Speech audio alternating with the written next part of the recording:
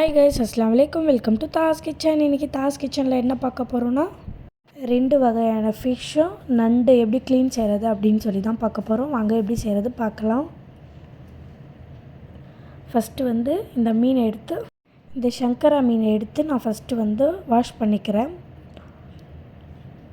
எங்கள் ஊரில் இது சங்கரா மீன் அப்படின்னு சொல்லுவாங்க. உங்கள் ஊர்லெலாம் என்ன மீன் அப்படின்ட்டு சொல்லுவாங்கன்னு சொல்லி கமெண்ட் பண்ணுங்கள். ஸோ வாஷ் பண்ணி அதுக்கப்புறமா இது கட் பண்ணலை, நான் கட் பண்ணிக்கிறேன். கட் பண்ணி இந்த மாதிரி வாஷ் பண்ணிட்டேன்.